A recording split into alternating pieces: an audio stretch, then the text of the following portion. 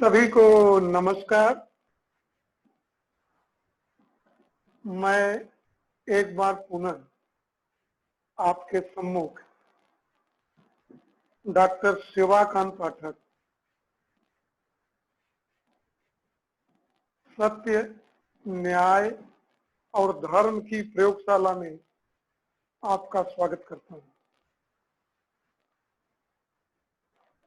ऐसा करते हुए मैं स्वयं सुखी हो रहा हूं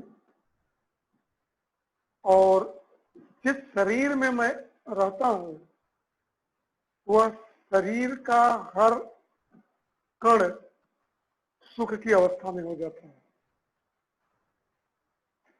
आज मैं आपसे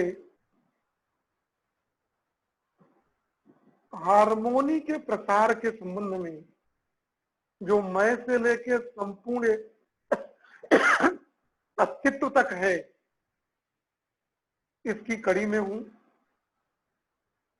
मैं मानवता की संपूर्ण समग्र समझ के 5वें यूनिट के दूसरे अध्याय और शुरू के 23वें 23rd लेक्चर में हूं। मैं आपके साथ मैं की संपूर्ण समझ, उसकी एस्पिरेशन की संपूर्ण समझ और उसके निर्वहन के तरीकों के संबंध में चर्चा की काफी गहराइयों तक हम लोग उतर गए हैं। आज मैं से लेके संपूर्ण समझ, संपूर्ण अस्तित्व के में to be in state of happiness, सुख की अवस्था में कैसे रहा जाए, इसके संबंध में चर्चा करेंगे। इस चर्चा की कड़ी में आज जो हम मुख्य बिंदु ध्यान देने वाले हैं वह है wisdom.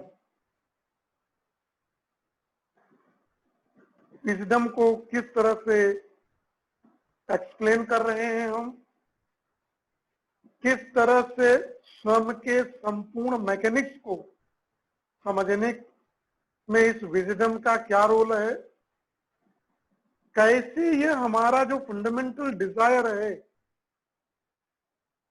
Continuous happiness and prosperity, that is to be in the state of happiness, इसको कैसे देखा जाए, कैसे किया जाए, कैसे समझा जाए, इनकी प्रोसेसिंग क्या है, इनके हर एलिमेंट को समझना जरूरी है। एक भी सीढ़ी को समझने में दिक्कत है तो जो मेरे परमानंद की प्राप्ति के या सहअस्तित्व के ज्ञान का या सहअस्तित्व ही अस्तित्व है, इसके अनुभूति में बाधा पड़ जाएगी। और जब जब ऐसी बाधा पड़ेगी, जो मेरी फंडामेंटल डिजायर है, उस डिजायर को हम नहीं प्राप्त कर पाएंगे। देखें और समझें। देखना और समझना तो हम ही आपको है। इस देखने और समझने में, क्योंकि जब तक हम समझेंगे नहीं, जिएंगे नहीं, फिर जिसके लिए हम आए हैं उसको हम प्राप्त नहीं कर पाएंगे। तो हमारी अवस्था ठीक वैसे ही है जैसे जानवर की अवस्था होती है। हमारा रूप, रंग, आकार तो मानव जैसा है, लेकिन हमारे सारे आचरण जानवरों जैसे होंगे। और जानवरों जैसे आचरण में होते हुए मानव के जो सुख और समृद्धि की निरंतरता की चाहना है, वो पूर्ति नहीं हो पाएगी। और जब मैं स्वयं में सुख नहीं हो पाऊंगा तो मैं परिवार के साथ, समाज के साथ और शेष अस्तित्व के साथ अपने संबंधों को ठीक ठीक कैसे देख पाऊंगा। इसलिए इसकी प्राप्ति का जो मैकेनिक्स है, साइंस है, जो फिजिक्स है और इसकी जो केमिस्ट्री है, इसके फिजिक्स और केमिस्ट्री को दोनों देखना पड़ेगा। इसकी अर्थमेटिक पे भी ध्यान देना पड़ेगा। और जब ये पूरी मैकेनिक्स समझ में आ जाएगी तभी हम इसमें जी पाएंगे। और जीते हुए, जानने से भी कुछ नहीं होगा, जीने से होगा। मैं आपके लिए माध्यम हो सकता हूं, दूसरा मेरे लिए माध्यम रहा होगा, मेरे जानने से भी कुछ नहीं होगा, मेरा इस सिस्टम में जीने से होगा। तो चलते हैं, देखते हैं। जब भी मैं चर्चा की शुरुआत करता हूं तो मैं कहता हूं मैं हूं, मेरा शरीर है, मैं अपने शरीर में रहता हूं, और मेरे और शरीर का मिलन तभी तक है जब तक मैं इसके अंदर हूं।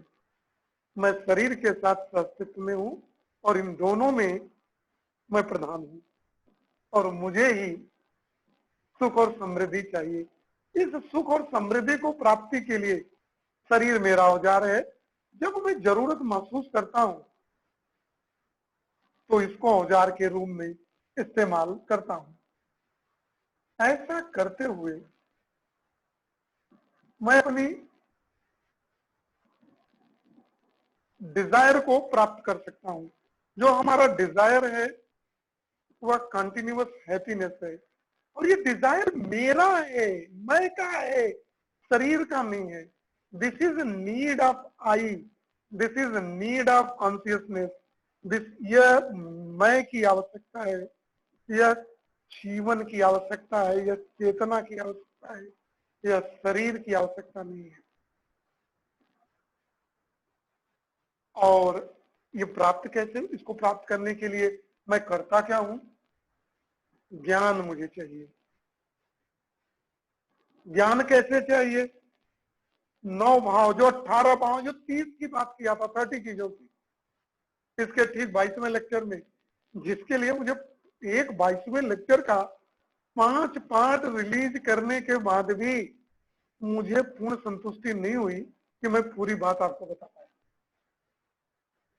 शार्टाइज करने के बावजूद भी इस 30 चीजों को 4+6+18+2 का जो कॉन्सेप्ट था, इसको 5 पार्टों में रिलीज किया, जो इस पूरे समग्र समझ का सबसे बड़ा आधार है,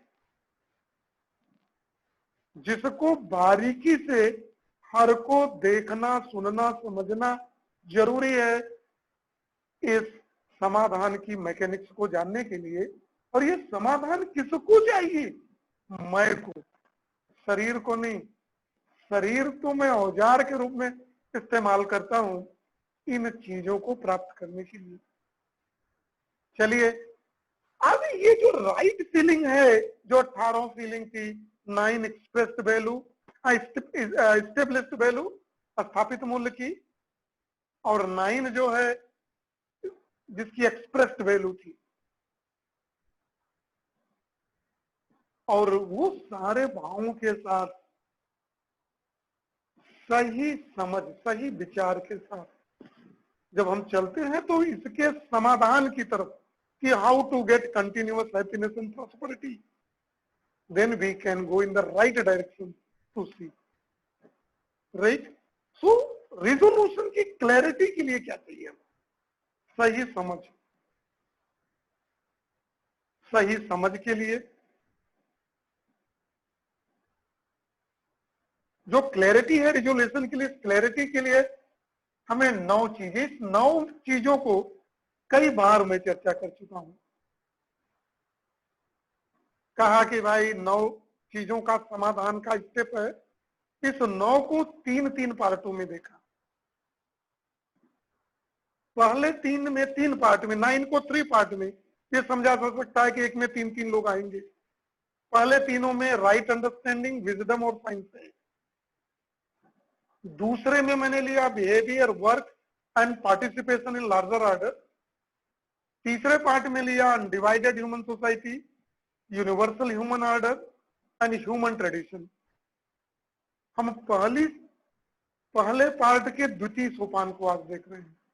इसके पहले के लेक्चरों में सही समझ को सही रूप में, ज्ञान को सही रूप में देखने का प्रयास किया। आज हम विजडम को सही रूप में देखने के लिए चल रहे हैं। विजडम क्या है?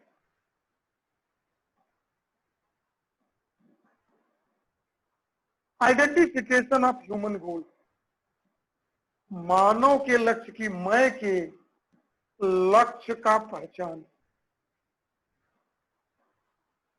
किसी को धोखा दे देना, कोई चीज अर्थ कमा के सुविधाओं का संकलन कर लेना, ये विजडम नहीं है। विजडम क्या है? किस लिए मैं यहां आया हूं, मेरा लक्ष्य क्या है, उस लक्ष्य की पहचान, ये विजडम है। इस विजडम को देखने के लिए हम आगे चलते हैं, देखते हैं। क्योंकि इस 9 सोपानों में जो 9 स्टेप्स हैं फॉर द रिजोल्यूशन, समाधान के लिए, किसके समाधान के लिए? ज्ञान के साथ क्या प्राप्त करने के लिए? मानव के लक्ष्य को। मानव का लक्ष्य क्या है? Continuous happiness and prosperity, that is to be the state in happiness. ठीक है। और ये जो मानव के लक्ष्य की पहचान है वो किससे जुड़ा हो?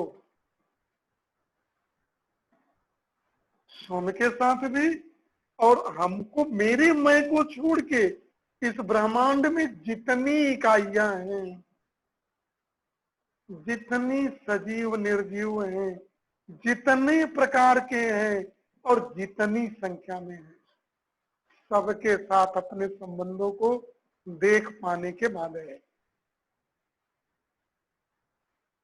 मैंने जब शुरुआत किया था तो कहा था कि 2 ही चीजों का उत्तर जानना है एक मानव के लिए, what to do and how to do. ठीक है, 2 ही प्रश्न लेके आया था, what to do, how to do. क्या करना है और कैसे करना है। ठीक है। तो जब हम कहते हैं कि व्हाट टू डू, तो मेरे साथ ही पैदा हो जाता है व्हाट नॉट टू डू, क्या नहीं करना है। मैं को, मेरे जीवन को, मेरी चेतना को, मेरे कॉन्शियसनेस को क्या करना है और क्या नहीं करना है। ठीक है। क्या प्राप्त करने के लिए? सुख की निरंतरता। देखें, कई बार कहा, सुख दुख व्यक्ति के दो पहलू नहीं है। जिस मिथ में, जिस मान्यताओं में हम जीते हुए नहीं, समझ नहीं पाए, तो इस तरह की आइडियोलॉजी डेवलप कर ली। हम एक क्षण के लिए भी दुखी होते हैं तो दुख से बाहर निकलने का प्रोग्राम बनाने लगते। अगर निकल जाते हैं तो ये मेरी एबिलिटी है, नहीं निकल पाते तो ये मेरी अनएबिलिटी है। मैंने सिस्टम और मैकेनिक्स को सही सही समझ नहीं पाया, इसलिए उसकी प्रोसेसिंग को मैं सही नहीं कर पाया। सोचे, बिगड़ी मशीन सही कार्य कर सकती है क्या? आउटपुट में हमें चाहिए कंटिन्यूअस हैप्पीनेस, इनपुट में जो मान्यताएं हैं हम डाल रहे हैं, प्रोसेसिंग की मशीन मैकेनिक्स पता नहीं है। पता है मैं बाल कटवाना है और बाल सुखाने वाला और मोड़ने वाला, कर्ल करने वाला ऑपरेटर्स मैंने लगा दिया है। होगा क्या? सोचे, समझे और जाने। और जब सोचे समझे जाने तभी तो जीने का रास्ता आएगा ना। इसलिए ये कंटिन्यूअस हैप्पीनेस किससे आएगा? हैप्पीनेस, पीस, सेटिस्फैक्शन, ब्लिस, सुख, शांति, संतुष्टि और संतोष, जो 30 में पहले चाह रहे हैं, बिना इसके कहां आएगा। देखिए, इसके लिए, इसको पाने के लिए कई लेवलों पे कार्य करना पड़ेगा। देखिए, ये पूरा पाने के लिए तीन चार चीजों का जो येलो जोन दिखाई दे रहा है, इसको कायदे से देख लें। जो हमने कहा कि राइट अंडरस्टैंडिंग, ज्ञान, राइट फीलिंग एंड थॉट, सही भाव और सही विचार, यह सुख का रास्ता हर मय में दे सकता है। सही ज्ञान, गणित का सवाल बढ़िया से लगा दिए, ज्ञानी हो गया क्या? मैं फिजिक्स का प्रोफेसर हूं, ह्यूमन साइंस को लेके आपके सामने आया हूं, और मैं फिजिक्स के हर चीजों को बखूबी समझता भी हूं। क्या मैं ज्ञानी हो गया क्या? क्या फिजिक्स के जान लेने से आदमी सुखी हो जाता है क्या? मैं बहुत बड़ा बिजनेसमैन होता अगर, तो क्या बहुत ज्यादा पैसे इकट्ठा कर लेने से मैं ज्ञानी हो गया क्या? सुख के कंटिन्यूअस हैप्पीनेस की प्रॉस्पेरिटी का रास्ता जान गया क्या? मैं बहुत बड़ा बढ़िया प्रीचर हूं,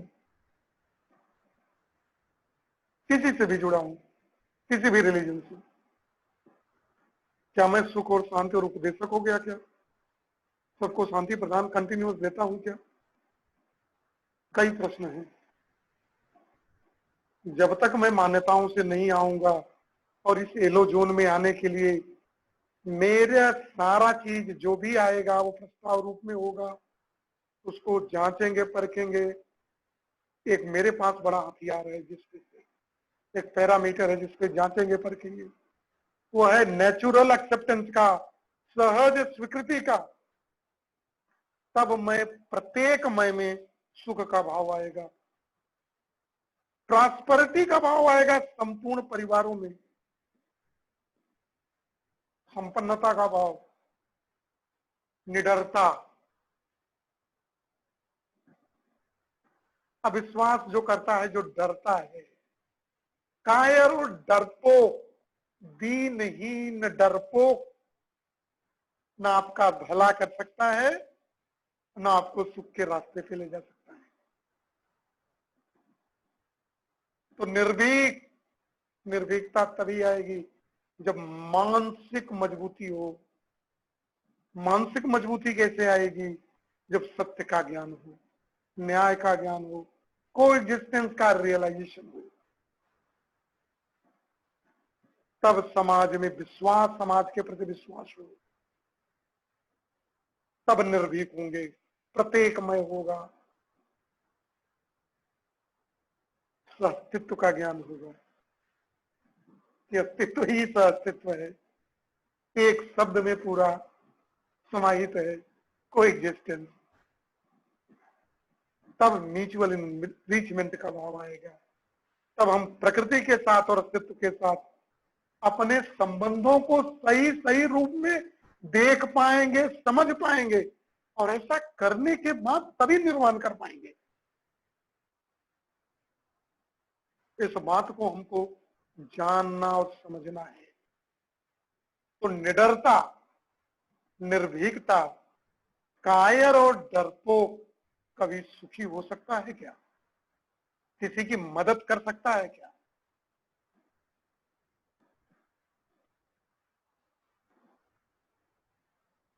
बंदूक रख लेने से, के 47 रख लेने से, पैसा बैंक बैलेंस लूट कर रख लेने से क्या निर्भीक हो गया है आदमी? क्या मारता, लूटता और मूर्ख वही बनाता है जो इस ब्रह्मांड में सबसे बड़ा कायर और डरपोक है। सबसे बड़ा अपराधी सबसे बड़ा डरपोक होता है। अगर वो निडर होता तो किसी का जान न लेते।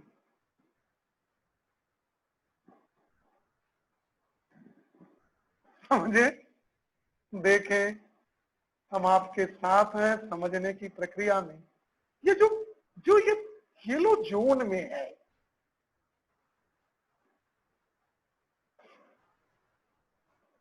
देखें, ये मानव का लक्ष्य है प्राप्त करने का। सोचिए, जब ये मानो लक्ष्य है हमारा प्राप्त करना, तो मैं इसको प्राप्त कैसे करूंगा? ठीक है, इसको मैं प्राप्त कैसे करूंगा? इसके प्राप्त करने की कड़ी में जब मैं देखता हूं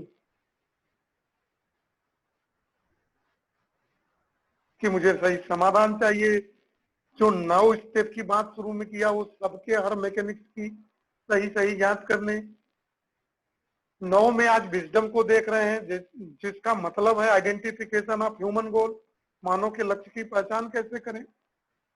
ये तो पहचान तो हो गई कि इतनी येलो जोन हमको चाहिए। और मानवीय व्यवस्था के 5 आयाम है। मानव जिस व्यवस्था में रहता है, क्या क्या करता है, किससे लक्ष्यों को प्राप्त कर सकता है, तो इसके 5 डायमेंशन एनालाइज किए गए। ये 5 डायमेंशन हैं क्या? पहला है एजुकेशन, संस्कार, शिक्षा संस्कार।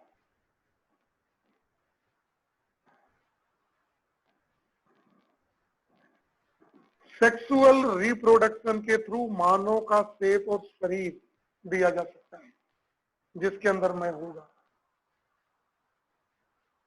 लेकिन वो मैं ज्ञान के आधार पे होगा या मान्यताओं के आधार पे होगा या शिक्षा संस्कार के द्वारा संभव। नहीं तो देखने में मानव है लेकिन उसका आचरण जीव अवस्था जानवरों की जैसा है, जिसमें क्रुएलिटी के भाव भी होते हैं। जो अपना सबके साथ संबंधों को सही सही नहीं समझ पाता है, जो स्वास्तित्व का जिससे दूर दूर तक रिश्ता नहीं होता है, इसलिए ये शिक्षा संस्कार के माध्यम से है। पिछले लेक्चरों को चेक करें जिनमें काफी डिटेल में चर्चा किया है हमने, शिक्षा संस्कार को लेके, स्वास्थ्य और संयम को लेके, हेल्थ एंड संयम, प्रोडक्शन और वर्क, उत्पादन और कार्य कितना होना चाहिए उसके लिए कार्य कैसा है, न्याय और सुरक्षा, एक्सचेंज एंड स्टोरेज।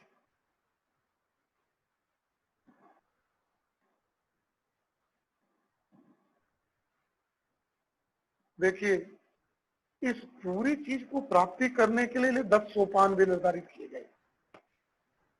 ये 10 सोपान है क्या? मैं हूं, पहले मुझे स्वयं को समझू।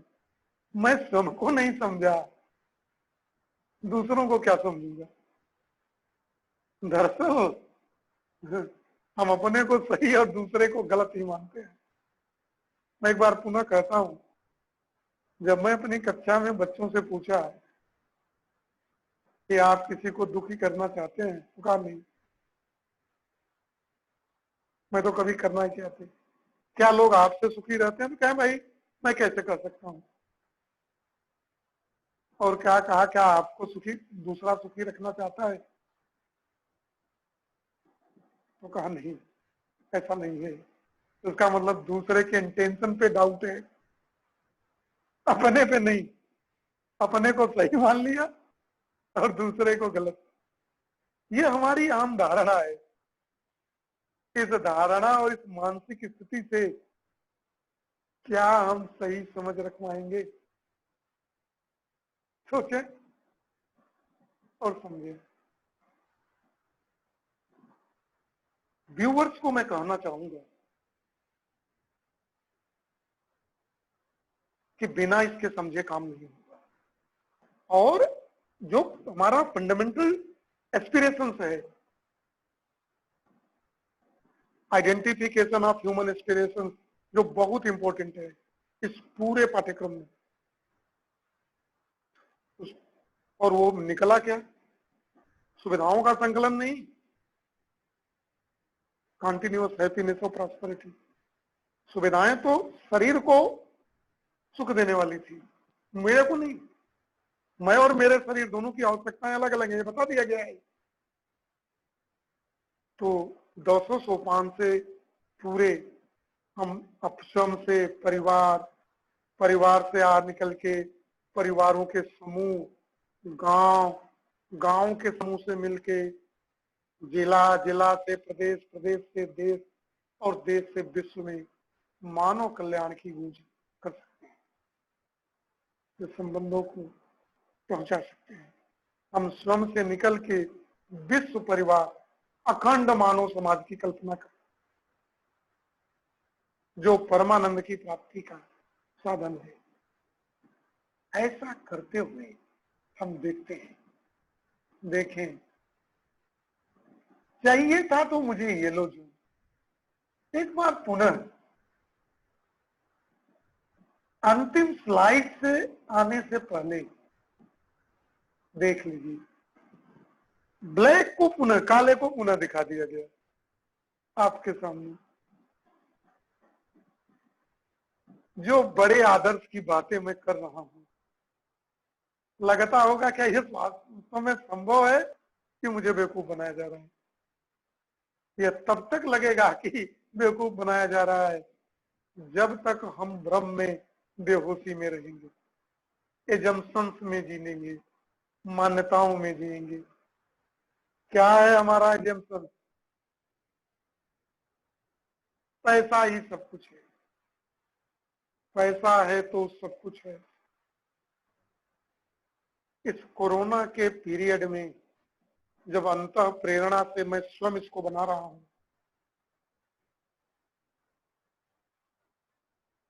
तो मैं कई लोगों के मनोस्थितियों का, इस समाज में रहने वालों का अध्ययन भी कर रहा हूं। मैं ये देख पा रहा हूं, जिनके पास पैसा है और सत्य का ज्ञान नहीं है, वो परसों पैसे के संकलन में तिगुने स्पीड से जुड़ गए हैं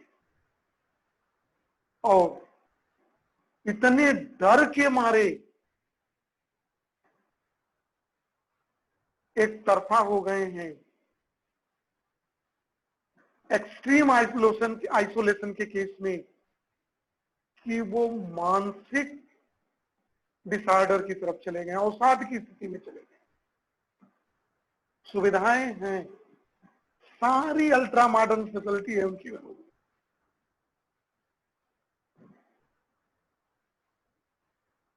लेकिन सुख का भाव नहीं दिखाई दे रहा है। इतना डर, इतना भय, डरपोक कभी सही काम कर सकता है क्या? जो ये जो कॉमन फेनोमेना है समाज में, ये हर इंडिविजुअल में है। जो ये भ्रांति है, रेत से काटा गया है, इससे निकलना पड़ेगा।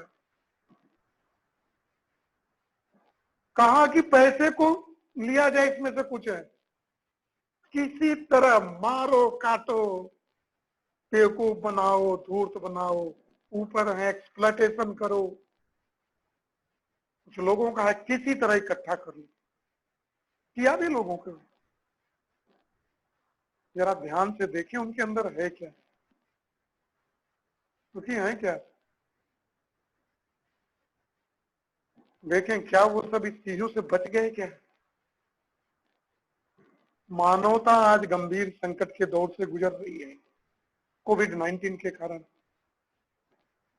और कई लोग हैं जो हमारे सिस्टम के द्वारा दी गई सुविधाओं को अपने घरों में रख ले गए।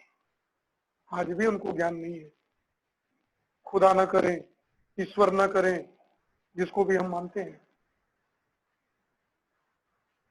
अगर वो नहीं रही तो किस काम आएगा? किन किन का अधिकार काट रहे हैं?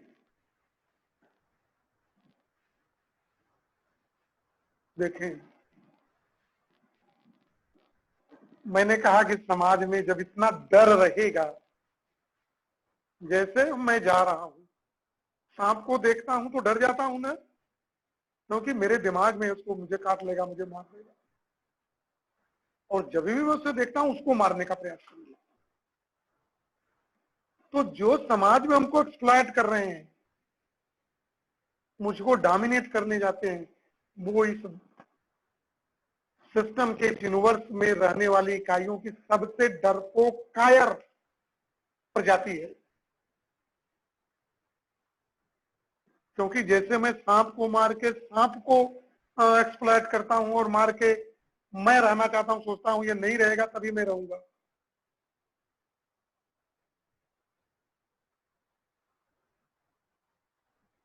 वही कार्य करते हैं। और ऐसा डरपोक कर, अच्छा ठीक है, क्या मैं एक सांप को मार दिया जिसको इस सिस्टम की नीड थी? अगर हम इकोसिस्टम को कायदे से देखेंगे तो यहाँ रहने वाला सारे जीव और वनस्पतियों की अपनी जरूरत है। कोई भी यहाँ बिना काम का इस अस्तित्व में नहीं है। क्या मैं निर्भीक होकर कह सकता हूँ कि मैं अब जीवन भर जीऊंगा? गारंटी ले लूंगा क्या अब कोई मुझे सर्प नहीं काटेगा और दूसरा जानवर नहीं काटेगा? कि मैंने जब सांप को मारा तो सांप ने मुझे काटा कि मैंने सांप को काट लिया?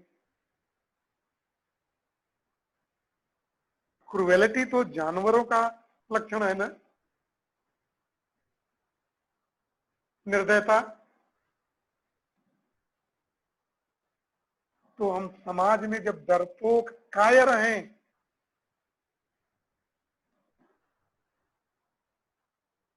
कितना भी मेरे पास शब्द नहीं है ऐसे लोगों को कहने,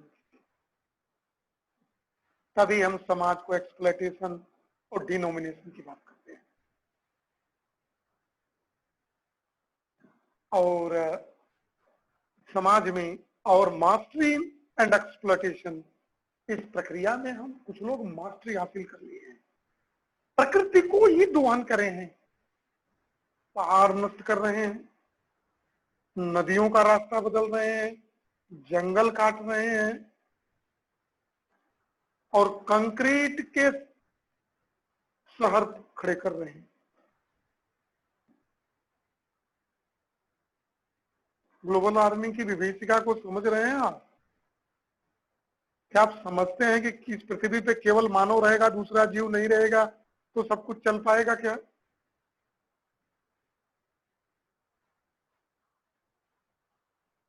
देखें और समझें। देखिए, हम पराकाष्ठा में हैं, ऑब्सेशन फॉर कंजम्पशन, भोग उन्माद, पागलपन की स्थिति में है। कितना पाए, कितनी विलासिता की वस्तुओं को इकट्ठा कर लें। मैं ये नहीं जान पाया कि सुविधाएं मुझे पोषण और सुरक्षा के लिए है, और मैं ये नहीं पहचान पाया कितना चाहिए मुझे। प्रॉपर नर्चरिंग क्या है और शरीर की सुरक्षा के लिए क्या क्या चीजें चाहिए, क्या उससे हो मानवता की रक्षा के लिए क्या? लेकिन जब हम आप कंपल्सिव ऑब्सेशन में हैं, मुझे ऑब्सेसिव कंपल्सिव डिसऑर्डर की स्थिति में मैं हूं, भोग उन्माद, कितना पाऊं, कर नहीं पाता, कितना लाभ कमा लूं। 20-20 फैक्ट्रियां हैं, 50 कॉलेज हैं, हजारों बीघे प्लाट है, जमीन है, भरा नहीं,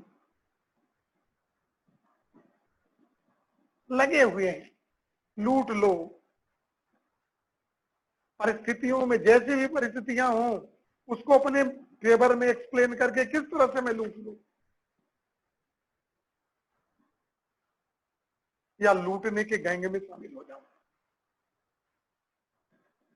ये लव का ऑब्सेशन कंपल्सिव डिसऑर्डर हो गया है, उन्माद की स्थिति है, पागलपन की स्थिति है, काम की। आप देख रहे हैं समाज की क्या स्थिति है। महिलाएं सुरक्षित हैं क्या समाज में? क्या हमारे आपके घर की माँ, बहन, बेटियां जा सकती हैं क्या? क्या जो उनके पास रहते हैं संबंधी, क्या उनसे उनको खतरा है क्या? सेक्सुअल हरेसमेंट के मैक्सिमम केसेस निकट संबंधियों से ही आ रही है। विश्व में आतंकवाद, युद्ध की स्थिति, अवसाद की जो चरम स्थिति है वो इसी के कारण है। ग्रास मिसअंडरस्टैंडिंग है सोसाइटी में। जो मतलब कि जो भ्रम की स्थिति है वो फंडामेंटली है। सच से मैं कोसों कोसों कोसों दूर हूं राइट अंडरस्टैंडिंग से, मान्यताओं पे जी रहा हूं, लगा हुआ हूं। कैसे हो पाएगा? इसलिए आइडेंटिफिकेशन ऑफ ह्यूमन गोल जरूरी है, और जो जिसके थ्रू ये बताया ज्ञात किया जा सकता है वो वही विजडम है।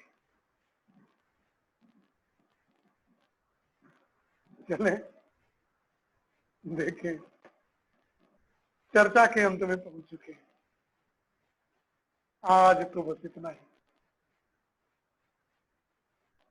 जब आते हैं तो मन में कई भाव हैं, भावों का ज्वार है और कहने की अभिलाषा है, और यह इसलिए है कि मैं अपने संबंधों को अपने साथ में देख पाता हूं, आप में होने वाले मिसअंडरस्टैंडिंग को पहचान रहा हूं, तो कहता हूं, सोचता हूं कि आपके कॉम्पिटेंस को बढ़ाने के लिए मैं क्या कर सकता हूं।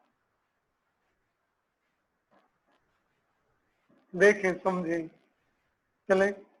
इसी के साथ इस चर्चा को मैं विराम देता हूं।